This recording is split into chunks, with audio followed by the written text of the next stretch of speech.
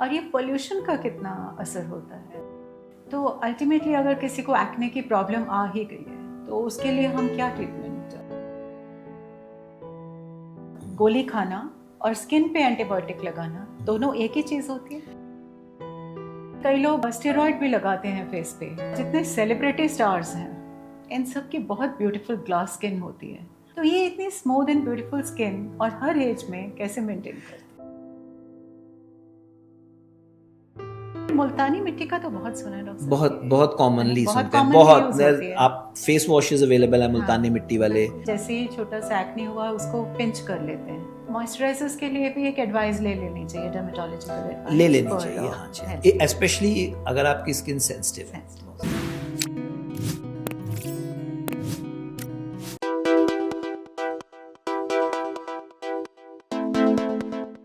जसवीरा stock zone पे हम आपके साथ हर बार एक नया एपिसोड लेके और एक नया टॉपिक लेके जरूर जुड़ते हैं और कई सारे टॉपिक्स हम बना चुके हैं इन वेरियस फील्ड्स।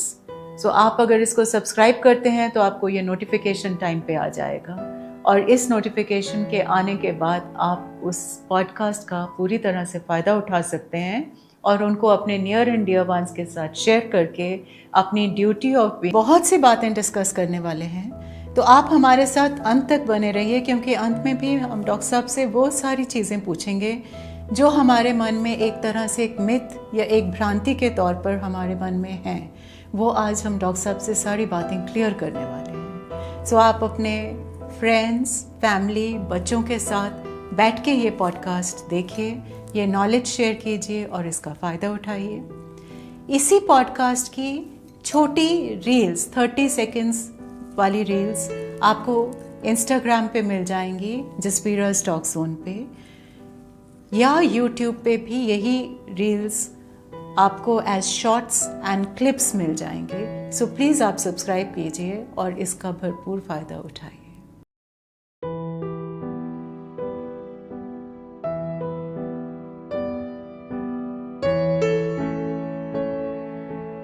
आजकल की तनाव भरी जिंदगी में तरह तरह के स्ट्रेस हैं और उन सारे स्ट्रेस में से एक बड़ा स्ट्रेस ये भी है कि हम दिखते कैसे हैं। जैसे जैसे बच्चे बड़े होते हैं, टीनेज की तरफ जाते हैं और अर्ली एडल्ट्स बनते हैं, they all are very worried कि हमें बहुत खूबसूरत दिखना है, हमें सुंदर दिखना है। पर वही एज है जब सबसे ज़्यादा स्किन प्रॉब्लम स्टार्ट हो जाती हैं and with the coming of skin problems stress बढ़ता है। स्ट्रेस बढ़ने से और ज़्यादा स्किन प्रॉब्लम्स आती हैं और सबसे पहली स्किन प्रॉब्लम जो किसी भी टीनेज ने फेस की है या हम सब ने फेस की है ड्यूरिंग आवर टीनेज, वो थी एक्ने, मुहासे। और मुहासों की एक खासियत है कि जैसे जैसे मुहासे आते जाएंगे, हमारा शीशे में देखा स्ट्रेस, स्ट्रेस से और मुहासे, यहाँ तक कि स्ट्रेस इतना ज़्यादा बढ़ जाता है कि ये मुहासे एक पूरे फेस को कवर कर लेते हैं। हाल ही में आपने सुना होगा कि सिंगापुर में तो एक्ने का एपिडेमिक घोषित कर दिया गया। इतना ज़्यादा वहाँ पे एक्ने की प्रॉब्लम, मुहासों की प्रॉब्लम आ रही थी। और ये मुहासे अब ऐसी चीज़ है जिसमें ना तो आप बीमार हैं पर ना ही आप ठीक हैं। आपको समझ नहीं आता कि मुहासे लेके जाएं तो जाएं कहाँ। वो जो आंटी रोज मम्मी को मिलने घर आती हैं वो आके आपको 4 नुस्खे बता जाएंगी। बेटे मुहासों पे हल्दी लगा लो, मुहासों पे बेसन लगा लो, मुल्तानी मिट्टी लगा लो, नीम लगा लो, या सुबह खून साफ करने वाली एक दवाई पी लो। आप वो सारी चीज़ें नोट करके शुरू कर देते हैं। उसके बाद में रियलाइज़ होता है कि भाई ये मुहासे तो अब दाग भी छोड़ने लग गए हैं, चलो चलें पास में ही कोई कॉस्मेटोलॉजिस्ट, ब्यूटिशियन कोई ऐसे हैं, उनको दिखा के आते हैं।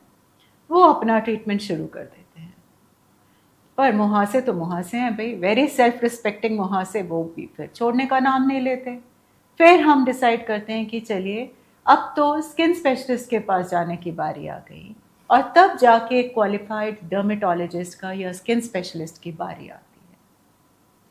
पर आज हम इस पॉडकास्ट में हम वो पहले 2 स्टेप्स जिसमें से कि हमारे मुहासे बढ़ते गए और जिसमें हमारे मुहासों के दाग भी हमारे चेहरे पे पड़ते गए, छोड़ के हम डायरेक्टली एक स्किन स्पेशलिस्ट के पास सीधा पूछने जा रहे हैं कि मुहासों का क्या इलाज है। और ये व्यूअर्स के लिए एक फ्री कंसल्टेंसी के तौर पे पॉडकास्ट जा रहा है, जिसमें हर वो चीज़ जो मुहासों के कॉज से लेके, मुहासों के कारण से लेके मुहासों के इलाज तक की बात करेगी, वो इस पॉडकास्ट में डिस्कस किया जाएगा। हमारे साथ जुड़ने जा रहे हैं शहर के मशहूर डर्मेटोलॉजिस्ट, और वो एक स्किन स्पेशलिस्ट हैं, क्वालिफाइड डॉक्टर हैं, और वो आपको पूरी तरह से अच्छी तरह विस्तार से समझा देंगे कि मुहासों के साथ कैसे डील करना चाहिए, मुहासे कैसे दूर करने चाहिए। इसी के साथ आप आनंद उठाइए जसवीरा टॉक जोन का। आज हम अपने स्टूडियो में शहर के जाने माने स्किन स्पेशलिस्ट, जिनको आजकल डर्मेटोलॉजिस्ट या डर्मैट भी कहा जाता है, बिकॉज स्किन की प्रॉब्लम्स इतनी कॉमन हो गई हैं कि सबको विज़िट करना पड़ता है, स्किन स्पेशलिस्ट को बार बार विज़िट करना पड़ता है। तो हमारे पास आज हमारे शहर में तो I think most respected and most revered जो डॉक्टर साहब हैं, डॉक्टर अमित गुप्ता जी, वो आज हमारे स्टूडियो में आए हैं। डॉक्टर अमित गुप्ता जी ने अपनी MBBS की है फ्रॉम मदुराई मेडिकल कॉलेज, और इन्होंने MD इन डर्मेटोलॉजी किया है from government medical college Amritsar. So doctor साहब, it's a pleasure to have you here in our studio today. Thank you. नमस्कार madam, thank you for inviting me for this podcast.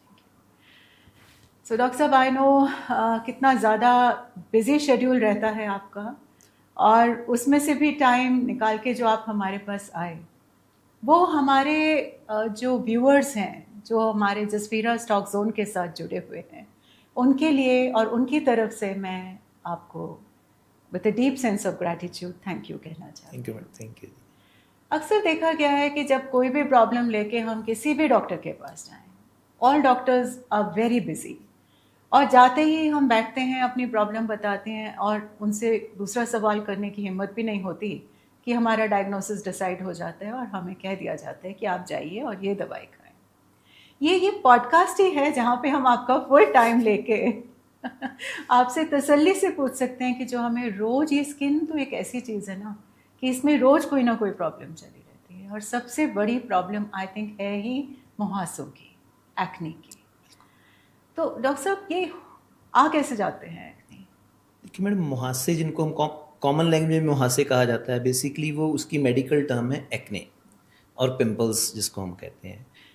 Acne का या pimples का जो main कारण है वो है हार्मोनल चेंजेस, जो हमारी बॉडी में hormonal changes specially during teenage, around menstruation, around menopause, जाके कुछ लोगों को जैसे कि PCOD होती है उसके कारण। तो बेसिक कारण उसका जो है हमेशा हार्मोनल होता है।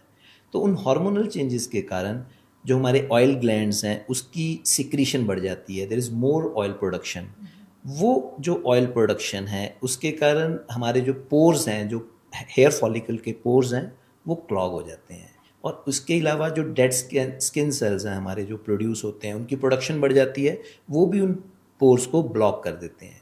उसके कारण बेसिकली हमारे एक्ने बनते हैं। तो जिस भी स्किन के ऊपर ऑयल ग्लैंड्स हैं उसके ऊपर एक्ने हो सकते हैं, बट मेन उसके जो पीछे जो मेन कारण है वो हमेशा हार्मोनल चेंजेस रहता है। सो उसके कारण पहले वो ब्लॉकेज होगी, उसके ऊपर फिर बैक्टीरियल इन्फेक्शन होगा, फिर पस्ट्यूल्स बन सकते हैं। इसके अलावा जो है स्ट्रेस का बहुत इंपॉर्टेंट रोल है। जो पेशेंट स्ट्रेसफुल रहते हैं, जिनको एंग्जाइटी बहुत जल्दी होती है, उनके एक्ने एग्जैजरबेट कर जाते हैं या बढ़ जाते हैं। अगर आपकी फैमिली में हिस्ट्री है, आपके मदर फादर पेरेंट्स को एक्ने ज़्यादा रहे हैं, तो आपके भी एक्ने होने के चांसेस हमेशा ज़्यादा ही रहेंगे। तो इसका मतलब है डॉक्टर साहब कि हमारा सबसे बड़ा पॉजिटिव फैक्टर तो एक तरह से स्ट्रेस फैक्टर है, एंड बॉडी की अपनी फिजियोलॉजी है। पर जिस ज़माने में एक्ने होता था, और आई कैन टेल यू कि मुझे बहुत एक्ने रहा, I have suffered a lot with acne. यहाँ तक कि एक टाइम ऐसा था कि मुझे 100 टेट्रासाइक्लिन की टैबलेट्स दी गई थी इसको कंट्रोल करने के लिए। तो तब मुझे कहा जा रहा था कि आपकी शायद बेसिकली डाइट के साथ ये रिलेटेड है एक्ने, और मेरे को बहुत चीज़ें उन्होंने बंद करा दी थी खाने में। तो ये मैडम डाइट का जो कंसेप्ट है ना वो चलता तो बहुत है, बट इस इतना जो डाइट का रोल डायरेक्ट रिलेशन जो है ना वो एक्ने से नहीं है। लोग हमारे पास भी पेशेंट आते हैं कि हम ऑयली फूड खाया मेरे पिंपल हो गया, कल मैंने कॉफ़ी पी ली मेरे पिंपल हो गया, मैंने चॉकलेट खा ली मेरे पिंपल हो गया। बट अगर हम साइंटिफिकली देखें तो एक्ने में डाइट का रोल नहीं है, बट इनडायरेक्टली है। जैसे कि मान लो कि कोई हम रोज़ ही फ्राइड फूड खाएंगे तो उससे क्या है कि हमारा जो शुगर लेवल बढ़ेगा, इंसुलिन रेजिस्टेंस बढ़ेगा, उससे हमारे हार्मोन्स में चेंजेस आएंगी, that can lead to acne. इसी तरह अगर हम फूड लेते हैं जिसमें शुगर कंटेंट हाई है तो उसका ग्लाइसेमिक इंडेक्स हाई है, तो वो उसके कारण इंसुलिन रेजिस्टेंस होगा, फिर वो हार्मोनल डिस्टर्बेंस जैसे पीसीओडी को बढ़ा देगा, फिर एक्ने बढ़ेगी। तो ये शॉर्ट टर्म होता है इंसुलिन रेजिस्टेंस। अगर कोई मीठा खा ले, उसको वैसे डायबिटीज नहीं है, वो इंसुलिन रेजिस्टेंट भी नहीं है, पर मीठा खाने से अगर मीठा पिंपल हो जो रहा है कोई तो कोई भी फूड जिसका ग्लाइसेमिक इंडेक्स ज़्यादा है, जिसमें कार्बोहाइड्रेट्स ज़्यादा, शुगर कंटेंट ज़्यादा है, वो हमारे इंसुलिन लेवल को अफेक्ट करेगा ही करेगा। सो वो शॉर्ट टर्म के लिए भी कर सकता है। जैसे जो डायबिटिक पेशेंट हैं उनको बहुत ज़्यादा मीठा जब खाएंगे तो एकदम शुगर लेवल सर्ज करता है। इसी तरह इसमें भी जब हमें ये ध्यान रखना है कि शुगर कंटेंट थोड़ा कम हो। बाकी बहुत सारी मिथ्स हैं, कोई लोग कहते हैं कि डायरी प्रोडक्ट्स नहीं लेने चाहिए, बट ऐसा कोई साइंटिफिकली प्रूवन नहीं है। तो मैं तो पेशेंट को ये कहता हूँ खा सकते हो सब कुछ, but don't take it in excess. Excess of everything is bad. मतलब ज़्यादा मान लो आप रोज ही फ्राइड फूड खाओगे, प्रोसेस्ड फूड जो है जैसे कि मान लो पिज़्ज़ा बर्गर है, वो कहीं ना कहीं तो हमारी बॉडी में इन्फ्लेमेशन करेगा, कहीं ना कहीं तो वो सोजिश करेगा ही। तो अगर वो बाकी बॉडी को इफेक्ट कर रहा है तो वो स्किन को भी करेगा ही। लेकिन अगर हम डायरेक्ट कोरिलेशन की बात करें तो एक्ने का डाइट से कोई डायरेक्ट कोरिलेशन नहीं है। और ये पोल्यूशन का कितना असर होता है? पोल्यूशन से मैडम, जब हम आपके मान लो पोर्स हैं, स्किन पे पोर्स हैं, उसके ऊपर ऑयल ऑलरेडी है, अगर उस पर डर्ट जमेगी तो वो डर्ट से वो ब्लॉकेज तो बढ़ ही जाएगी। तो पोल्यूशन का रोल तो रहता ही है। उसके अलावा जो पोल्यूशन है, जहाँ सनलाइट है, वो हमारी स्किन को डैमेज करती है, फिर स्किन हमारी इरिटेबल हो जाती है, उसके कारण फिर डेड सेल प्रोडक्शन बढ़ती है, और उस फिर अल्टीमेटली वो एक साइकिल चलता है कि फिर एक्ने भी बढ़ सकते हैं। एक के बाद एक। हाँ जी, एक के बाद एक चीज़ चलती जाएगी इसके। तो डॉक्टर साहब, ये एक्ने तो हर एज ग्रुप में देखा गया है। जैसे अगर हम इसको कह लें कि हार्मोन्स इसका बेसिक वो है, तो पर एक्ने तो मैंने देखा है कि यस, अर्ली एडोलेसेंस में, इवन बच्चों में भी देखे गए हैं कि एक्ने आ जाते हैं। मैडम एक्ने अगर हम उसको सही तरह देखें तो जो सबसे कॉमन एज फॉर एक्ने है दैट इज़ टीनेज, जो हम सब देखते हैं। अभी पुराने ज़माने में लोग कहते थे कि जवानी दी निशानी है। सो तो बेसिकली क्या है कि वो 15 से 25 साल की age is the common age for acne. But ऐसा नहीं है कि बाकी एजेस में एक्ने नहीं होते। और ऑफ लेट जो है अडल्ट ऑनसेट एक्ने, जो कि आफ्टर 25, 30, 35 और इवन मेनोपॉज के आसपास भी एक्ने हो रहे हैं, उसका मेन रीज़न एक तो है कि हमारे hormonal disturbances, PCOD as such, polycystic ovarian disease जिसको हम बोलते हैं, जिसमें मेंस्ट्रुअल इरेगुलरिटी भी होती है, फेशियल हेयर भी आ जाते हैं, उसके कारण उसका इंसिडेंस बढ़ गया है। लोगों में पीसीओडी ज़्यादा है बिकॉज ऑफ हमारा खाना पीना जो है, बाहर का खाना पीना, उनके कारण पीसीओडी, ओवरवेट होने के कारण। तो पीसीओडी के कारण जो है इवन अडल्ट ऑनसेट एक्ने होते हैं, और वो एक टिपिकल एक्ने होते हैं जो कि आपके जॉ के पास, जॉ लाइन के पास होंगे। जॉ लाइन के पास जो एक्ने है वो अडल्ट ऑनसेट एक्ने है। और एक एक्ने होते हैं न्यूनेटल एक्ने, वो basically it's not very common, और उसके लिए कोई ट्रीटमेंट भी नहीं हम करते, बेसिकली बिकॉज जब वो hormonal changes of the mother, जो मदर में जो हार्मोनल चेंजेस हो रही हैं, उसके कारण जब वो विड्रॉल होता है एकदम, तो बच्चे के न्यूनेटल एक्ने होते हैं। बट उसके लिए हम ट्रीटमेंट नहीं करते, वो अपने आप ठीक हो जाएंगे। तो अल्टीमेटली अगर किसी को एक्ने की प्रॉब्लम आ ही गई है तो उसके लिए हम क्या ट्रीटमेंट सजेस्ट करेंगे? मैडम सबसे पहले तो मैं ये कहना चाहूँगा कि हमें एक्ने को ट्रीट जरूर करना चाहिए। होता क्या है कि किसी को पिंपल्स हुए तो घर में वो सब कहेंगे कोई बात नहीं बेटा, अपने आप ठीक हो जाएंगे, पिंपल्स ही हैं, इस उम्र में सबको होते हैं। अगर तो आपके थोड़े बहुत पिंपल्स हैं, 2 पिंपल्स निकल रहे हैं, माइल्ड पिंपल्स हैं, 2-4 दाने हैं, वो तो बिना दवाई के भी ठीक हो जाएंगे। जहाँ कोई आप घर का करोगे, कोई लगा लिया तो अपने आप ही ठीक हो जाएंगे। लेकिन अगर आपके स्वीयर हैं या मॉडरेट एक्ने हैं, अगर आप उनको ट्रीट नहीं करते हो तो that can lead on to permanent scarring हो सकती है। जैसे हम कुछ लोगों के फेस पे गड्ढे देखते हैं, वो गड्ढे जो हैं वो बेसिकली एक्ने स्कार की निशानी है।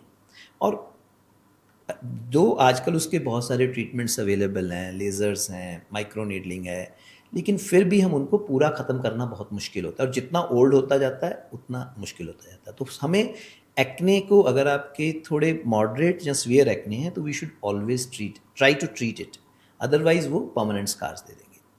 तो एक्ने की ट्रीटमेंट जो एज सच है उसमें हम ये देख उसको हम बेसिकली 3 उसमें डिवाइड करते हैं अकॉर्डिंग टू इट्स सीवियरिटी। एक तो माइल्ड, जो बहुत कहीं एक पिंपल हो गया, 2 पिंपल हो गए, अराउंड मेंस्ट्रुएशन 2 पिंपल्स हो गए, उसके लिए हम सिर्फ पेशेंट को ट्यूब्स देते हैं लगाने के लिए, जैसे बेंजोइल पेरोक्साइड होता है, एडाप्लेन होता है। आपके जब पिंपल हुआ, महीने में 2 पिंपल हुए, आपने लगाया, वो 2-4-5 दिन में ठीक हो गया और उसका कोई परमानेंट स्कार नहीं पड़ेगा। लेकिन अगर आपके पस्ट्यूल्स बन गए हैं, जो पस्ट्यूल्स मीन्स कि मॉडरेट एक्ने है, तो उसमें फिर आपको एंटीबायोटिक की भी ज़रूरत रह सकती है, क्योंकि अगर पस्ट्यूल को आप ट्रीट नहीं करोगे पस बढ़ती जाएगी और वो फिर स्कारिंग को लीड कर सकती है। थर्ड जो है वो है severe acne, that is the most dangerous situation, जिसको हम नोडुलोसिस्टिक एक्ने कहते हैं। उसमें बहुत बड़े बड़े, पंजाबी में कहते हैं, गुम बन जाते हैं। तो वो जो उसके लिए ट्रीटमेंट बहुत ज़रूरी है, क्योंकि अगर हम उसको ट्रीट नहीं करेंगे तो वो परमानेंट हमारे गड्ढे बना देगा। उसके लिए फिर खाने वाली दवाइयाँ देते हैं जिसमें एंटीबायोटिक्स होती हैं। जो बहुत अच्छी दवाई है पिंपल्स की वो आइसोट्रेटिनोइन है, उसका कॉमन नेम चलता है एक्यूटेन, फॉरेन कंट्रीज़ में एक्यूटेन के नाम से। लेकिन वो आप स्किन स्पेशलिस्ट की सलाह के बगैर तो नहीं खा सकते, लेकिन वो एक बेस्ट मेडिसिन है on earth for treating acne. तो जिसको ज़रूरत है उसकी वो स्किन स्पेशलिस्ट वो देते हैं, उससे आप एक्ने को ठीक भी करते हो और उसमें फ्यूचर में जल्दी नहीं होने के चांसेस भी बढ़ जाते हैं। ये आपको एक्ने फ्री टाइम मिलता है जिसमें कि आपके पिंपल्स कम होंगे जहाँ नहीं भी होंगे। डॉक्टर साहब, ये जो हम लेते हैं एंटीबायोटिक्स ओरल, मतलब गोली खाना, और स्किन पे एंटीबायोटिक लगाना, दोनों एक ही चीज़ होती है? मैडम, अगर तो आपके माइल्ड एक्ने हैं तो लगाने वाले एंटीबायोटिक से या टॉपिकल जो ऑइंटमेंट्स आती है उससे बात बन जाएगी। लेकिन अगर आपके मल्टीपल पस्ट्यूल्स हैं, मान लो कि आपके और वो ठीक नहीं हो रहे, विद लगाने वाली ट्यूब से वो ठीक नहीं हो रहे, तो फिर हमें खाने वाला एंटीबायोटिक खाना ही पड़ेगा।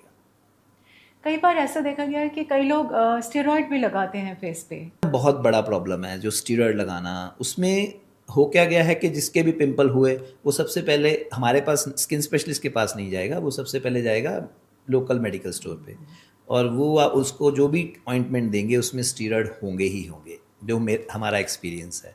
तो उसमें कॉमनली जैसे बेटनोवेट, टेनोवेट लोग लगाते हैं। तो उससे क्या होता है कि शुरू में तो जब आप लगाते हैं तो आपको लगता है मेरे पिंपल्स 2 दिन में ही ठीक हो गए, डॉक्टर की दवाई से तो बहुत टाइम लगा था। लेकिन over a period of time it becomes habit, आपको एडिक्शन हो जाती है उस स्टेरॉइड की। फिर वो एक्ने हैं वो ना तो उससे ठीक होते हैं, फिर हमारी दवाइयों को भी ज़्यादा समय लगता है उसको ठीक करने में। तो उसमें और उसके साइड इफ़ेक्ट्स हैं, चेहरे पे बाल आ जाते हैं, चमड़ी पतली हो जाती है, रिंकल्स बन जाते हैं, झुर्रियाँ पड़ जाती हैं, छाइयाँ हो जाती हैं। सो अगर हम स्टीरॉयड जो है ना, स्टीरॉयड मिसयूज़ एक कारण है एक्ने का आज की डेट में, हमारे इंडिया में स्पेशली। अगर कहें कि एक और कौन सा कारण है एक्ने होने का, तो उसमें सबसे इम्पॉर्टेंट कारण है यूज़ ऑफ स्टीरॉयड्स, जो हम लोकल स्टीरॉयड्स लेके लगा रहे हैं। डॉक्टर साहब, ये जितने सेलिब्रिटी स्टार्स हैं इन सब की बहुत ब्यूटीफुल ग्लास स्किन होती है, और मोर और लेस इनकी पब्लिक अपीयरेंस रहती ही है, day to day public appearance. तो ये इतनी स्मूथ एंड ब्यूटीफुल स्किन और हर एज में कैसे मेंटेन करते हैं? मैम, सबसे इम्पॉर्टेंट उसमें है कि उसकी मेंटेन करते हैं उसको, तो उसकी डाइट बहुत वो ध्यान रखते हैं, एक्सरसाइज वो हम लोग तो कभी एक्सरसाइज कर ली, कभी छोड़ दिया। एक्सरसाइज का भी रोल होता है? एक्सरसाइज का मैडम, अगर आपकी बॉडी फिट है, अगर आपकी बॉडी ही हेल्दी है तो आपकी स्किन भी हेल्दी होगी, क्योंकि it's part of our whole body. तो उसमें अगर आपकी बॉडी हेल्दी है तो स्किन तो हेल्दी होगी। एक्सरसाइज हमारी बॉडी के हर पार्ट को अच्छा इफेक्ट ही देता है। मान लो योगा कर रहे हो तो आपकी स्किन पे ग्लो आने के चांसेस ज़्यादा हैं। अगर आप योगा मतलब आप कुछ भी नहीं कर रहे हो, आप ओबीस हो, तो आपके ग्लो नहीं मतलब लॉन्ग टाइम स्टे नहीं कर सकता। तो इन लोगों का क्या है कि ये लोग एक्सरसाइज के लिए बहुत पर्टिकुलर हैं, डाइट के लिए बहुत पर्टिकुलर हैं। मैं किसी की इंटरव्यू सुन रहा था, तो वो कहते हम तो मीठा है तो मैं खा ही नहीं सकती, मतलब they have not touched sugar for last 5 years और 6 years। तो हम लोग ऐसा नहीं कर पाते शायद। तो उन हमें लगता है कि उनकी स्किन बहुत अच्छी है, लेकिन उसके पीछे बहुत मेहनत है, मतलब they have worked very hard on that. तो इसके अलावा ये है कि जब उनके पास फिर उनका जैसे कोई मान लो उसकी कोई रिलीज होने वाला है, कोई शो रिलीज होने वाला, फिल्म रिलीज होने वाली, उससे पहले उनको स्किन स्पेशलिस्ट के पास जाना पड़ेगा, जो थोड़ा बहुत उनके है उसको ठीक करने के लिए। बाकी there is always a role of makeup. there's always a there's always a role of the skin specialist also। कहा जाता है ना कि इनको तो best surgeries, best they are under the best care. तो ऐसे बहुत सारे उपचार हैं मेडिकल वर्ल्ड के पास जो एक स्किन की हेल्थ एंड स्किन की ब्यूटी को भी मेंटेन करके रखते हैं। तो आने वाले एपिसोड्स में तो डॉक्टर साहब हम आपके साथ ये सारी चीज़ों को डिस्कस करेंगे ही। पर अब मैं कुछ आपसे ऐसी मिथ्स के बारे में पूछना चाहती हूँ जो मुहासों को लेकर, एक्ने को लेकर बहुत ज़्यादा कॉमन है। सबसे पहली मिथ तो ये है कि लोग कहते हैं छोटा सा पिंपल आया या फर्स्ट एरप्शन हुई तो थोड़ा टूथपेस्ट लगा लो। मैडम इस टूथपेस्ट है, मुल्तानी मिट्टी है, लोग अपने घर में वो नींबू का लगा रहे हैं, सब कुछ लगा रहे हैं।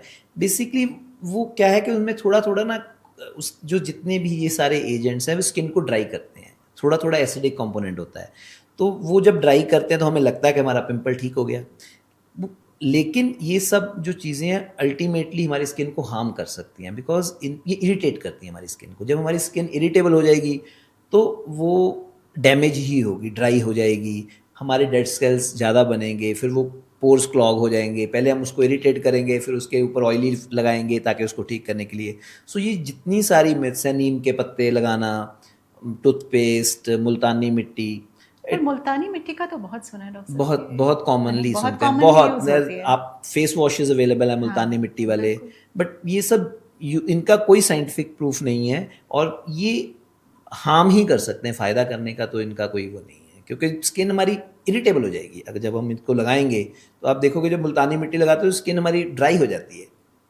तो वो उसके ऊपर फिर हम प्रोडक्ट्स लगाना शुरू कर देते हैं तो वो और इरिटेबल हो सकती है। जैसे ही छोटा सा एक्ने हुआ उसको पिंच कर लेते हैं तो वो जो पॉपिंग ऑफ पिंपल्स है वो एक बहुत बड़ी प्रॉब्लम है, स्पेशली जो टीनेज वाले हैं, क्योंकि उनको इंस्टाग्राम पे अपनी फ़ोटो देखनी है, वो उनको रील्स डालनी है, तो जब उसको एक भी एक्ने दिखता है वो सबसे पहले करता है उसको फोड़ देता है।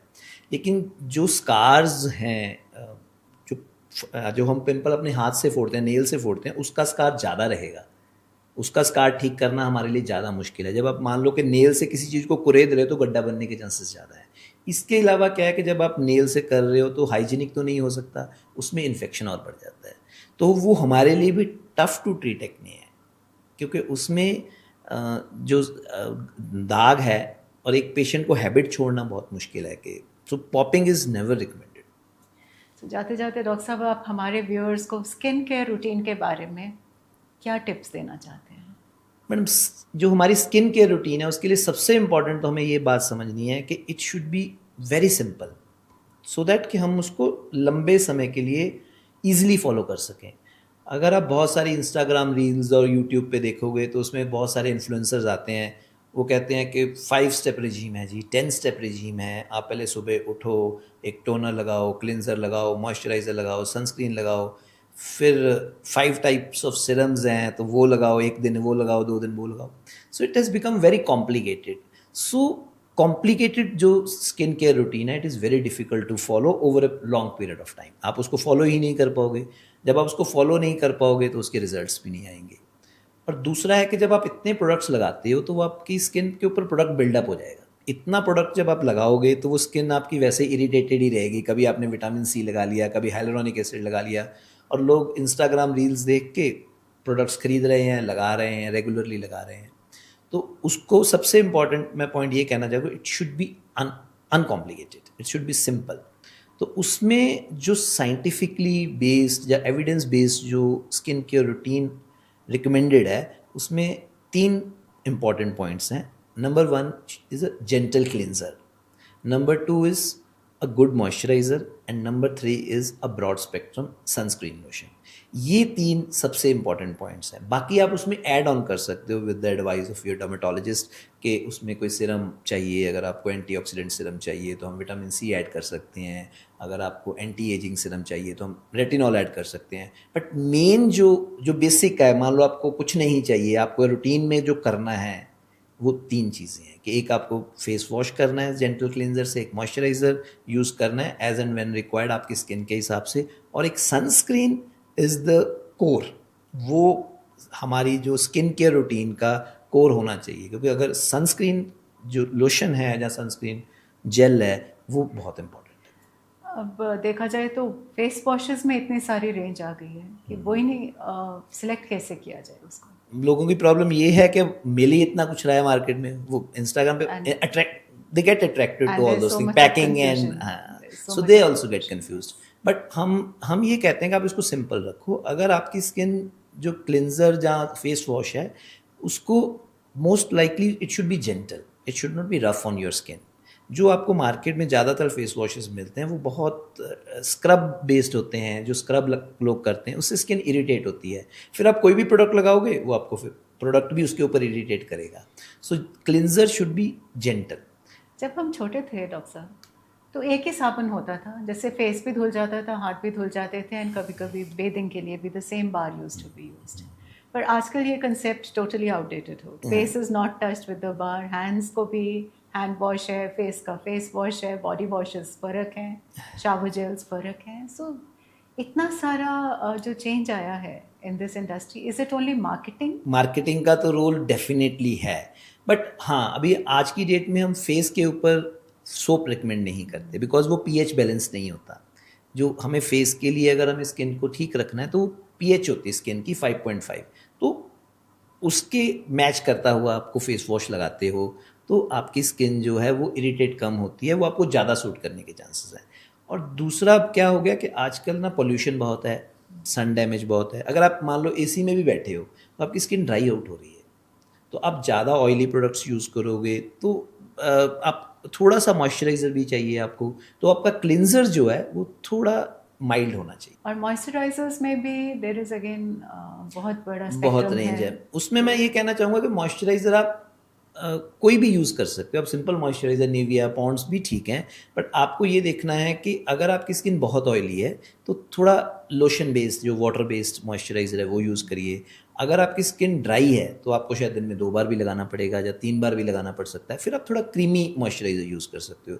बाकी हमारे पास जो प्रोडक्ट्स आते हैं, जो स्किन स्पेशलिस्ट के पास आते हैं, उसमें सेरामाइड्स वगैरह होते हैं, वो थोड़ा स्किन को रिपेयर का काम, नरिशमेंट का काम भी करते हैं। क्योंकि मॉइस्चराइज़र सेंसिटिव स्किन में वो सिर्फ एक मॉइस्चराइज़र का काम नहीं करता, वो नरिशमेंट का काम भी करता है। जो हमारी डेफिशिएंसी हो जाती है सेंसिटिव स्किन जो होती है उसमें एक तरह हमारे जो फैटी एसिड्स जो सेरामाइड्स हैं उसकी डेफिशिएंसी हो जाती है, तो कम हो जाते हैं। तो वो सेरामाइड बेस्ड जो मॉइस्चराइज़र है वो आज की डेट में वो बेस्ट है। तो मॉइस्चराइजर्स के लिए भी एक एडवाइस ले लेनी चाहिए, डर्मेटोलॉजिकल एडवाइस ले लेनी चाहिए, हाँ जी, स्पेशली अगर आपकी स्किन सेंसिटिव है बहुत ज़्यादा। और सनस्क्रीन्स को कैसे सिलेक्ट किया जाए? सनस्क्रीन में मैडम एक तो ये है कि सनस्क्रीन के 3 फैक्टर सबसे इम्पॉर्टेंट हैं। जो हम मान लो हम सनस्क्रीन खरीदते हैं तो उसके ऊपर 3 चीज़ें हमें ध्यान रखना चाहिए। सबसे पहला है एसपीएफ यानी कि sun protection factor. Sun protection factor या एसपीएफ जो है वो हमें बताता है कि यूवीबी जो रेज हैं सन की आ रही हैं उससे हमें कैसे प्रोटेक्ट करता है, वो उसको इंडिकेट करता है। So it should be minimum 30 SPF in our setup, but आजकल हम 40-50 ही ज़्यादा प्रेफर करते हैं बिकॉज पॉल्यूशन बहुत है, ओजोन लेयर धीरे धीरे करके डिप्लीट हो रही है। दूसरा उसमें आता है पीए रेटिंग आती है। सो उसमें लिखा होता है +2, +3, +4। तो जो पीए रेटिंग है वो इंडिकेट करता है यूवीए प्रोटेक्शन। सो यूवीए प्रोटेक्शन आइडली 3+ या 4+ होना चाहिए।